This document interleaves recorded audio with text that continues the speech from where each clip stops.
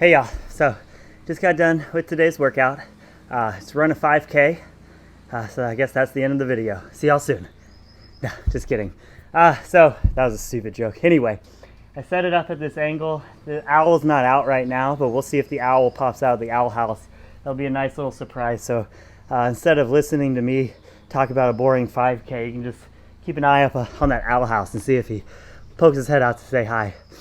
So anyway, today's a 5K run. I know a lot of people are going to look at that on the WOD blog and just skip over it. People like to think that, they could always go for a run, and they rarely do. And when they do go for runs, they go for these long, slow jogs. And a 5K kind of depends where your fitness level is, but man, I don't know what's worse, running 400-meter repeats, 800 meters. I don't know if a mile time trial is bad or a 5K, but really once you get beyond that 5K mark, for me it just involves so much pacing. That's more just kind of this boring, can you keep your mind in it? Where 5K for me is kind of that final distance of push the pace, and it's just such a long run that you just have to kind of deal with it. But I always surprise myself with how out of breath I'm able to maintain. So I think a lot of the 5K speed just comes with experience, but for almost everyone, it's going to be running faster than you want to run. And like I always say, try and do it with as little effort as possible. So work on position, posture, just picking those feet up and breathing, and especially with 5K, but a lot of these things, I really just look at, I just have to survive the first 3 minutes. Because what usually happens is you come out, you have to push the pace on a 5K. It's not sprinting, but it feels like you're going like 85%, like fast. And you know that when you push that pace in the beginning, it's going to be fine for about a minute, and then between minutes 2 and 4 are just going to be bad. That's where you start switching energy systems. You know how much you have left. You're out of breath already. But then what I know is every single time, starting about minute 3 or 4, I kind of just get into the groove.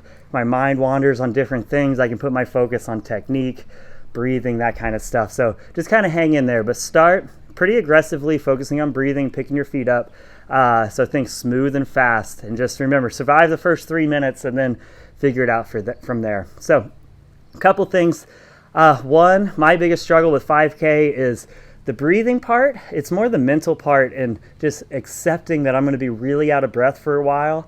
But my biggest problem is I'll catch myself breathing up in my chest. And as soon as I put my focus into getting that breath down into my belly, I can regain my composure again and continue on. So my biggest issues with my 5K is just technique. And this is the same thing if you're doing a bunch of deadlifts or doing a workout. It's technique that breaks down, and that's what causes all the problems. It's my running technique. My posture starts to get goofy. My breath goes everywhere. And I start doing goofy things with my legs, leaving my feet on the ground too long.